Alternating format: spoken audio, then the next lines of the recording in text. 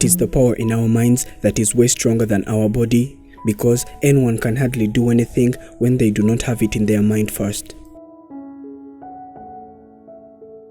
It is the mind that tells you if you're able or not able to do something. She is called Anne, a lady and a mother that was born without both arms and one leg. She was born like this, and she grew up in a very hard way because she could barely do anything for herself easily. And the life she is going through has not been smooth, according to her story. Alinizaliwa hivi. Ulizaliwa bila mkono? Bila mkono. Bila mguu mwingine. Bila mguu mwingine. Hiyo kidogo. Sijui sasa kutangu siku hiyo tu nilikuja tu hivi. Akaniambia alinizaa hivyo. Mama yangu ananiambia. Surprisingly, she is the only one in her family that was born like this. The rest of her siblings are absolutely fine. Anne grew up with a lot of pain and regret because she could see her siblings doing a lot of things that she couldn't do.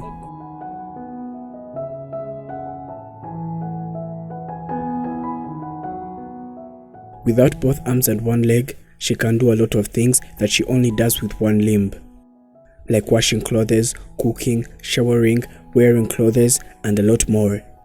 But again, there are some things that she cannot do, like pushing herself on a wheelchair.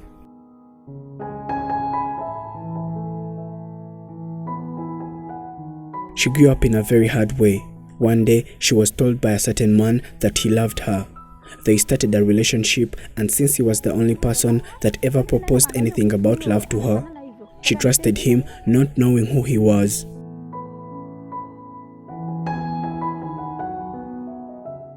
They both had a child together, but when this happened, it is like he was ashamed and he denied Anne and her son too. According to what she says, this was the last time that they ever saw him.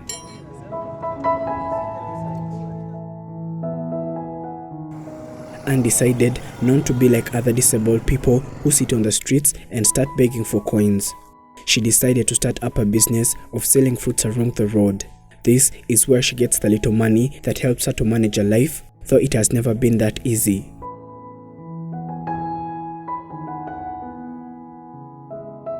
She works in a distance far away from where she lives.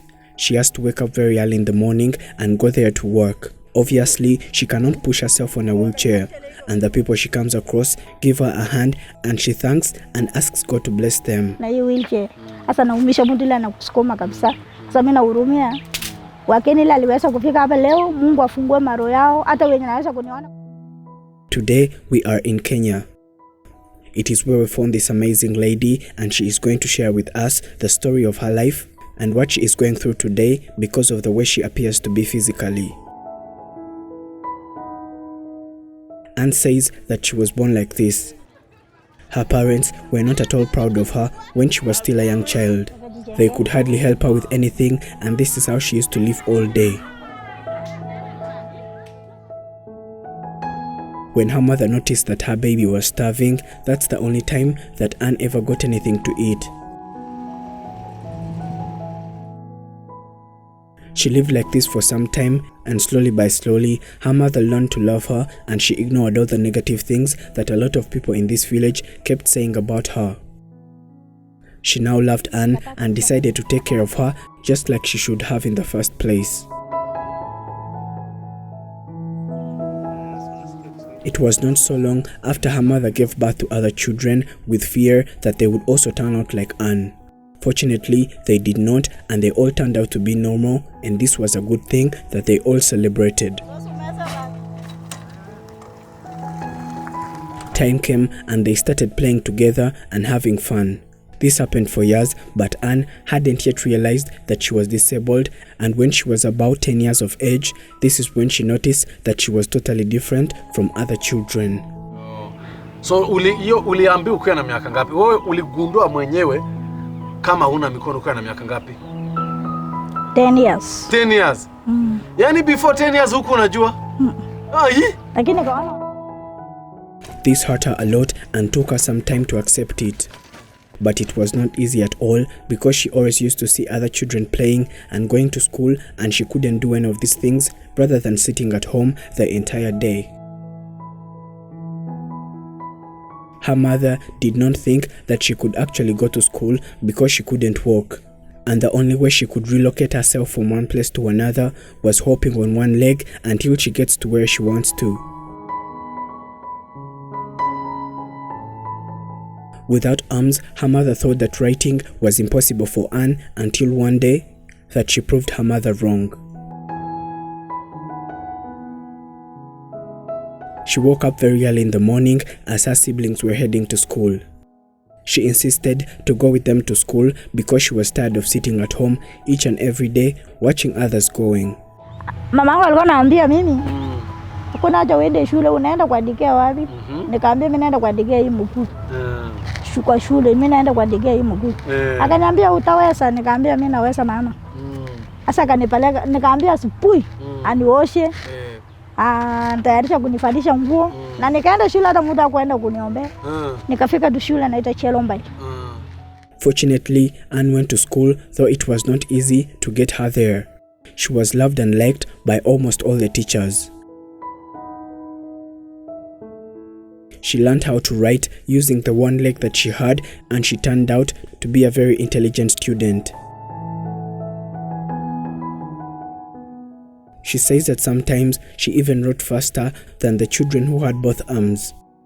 She loved everything about school, but it wasn't easy for her to continue because it was far away from where they lived, and she could hardly manage to go there on a daily basis, and that's how she dropped out of school.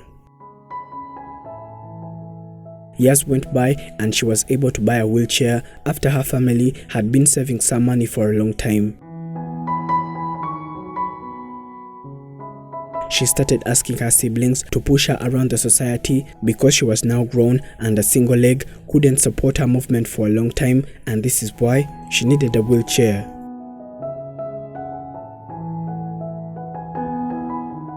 This is how she met a man that was a bus driver. They fell in love and they had a good relationship because he always used to come and visit. She was so happy about it because she never believed that a normal man would love her for who she was.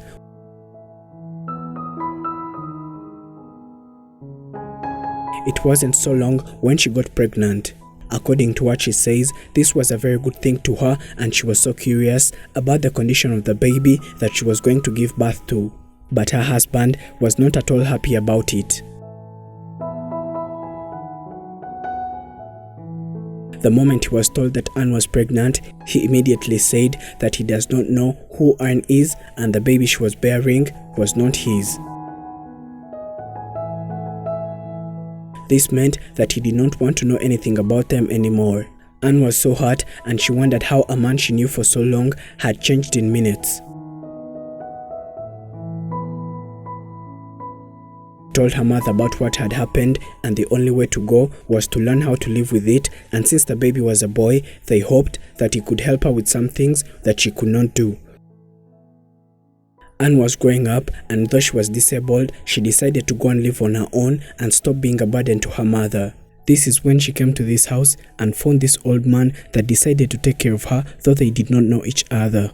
She moved to this house that she rents and takes care of her son too. Well, she had to figure out a way to find some money that was going to help them on a daily basis. She started selling fruits along the street, which is quite a distance from where they live. But once she is able to get out of the house, her son goes to school and she requests people to push her to the street, and this is exactly the same way that she comes back home. A hero is an ordinary individual who finds the strength to persevere and endure in spite of the overwhelming obstacles. Thank you for watching. My name is Prince. This is Afrimax English. Do not forget to subscribe.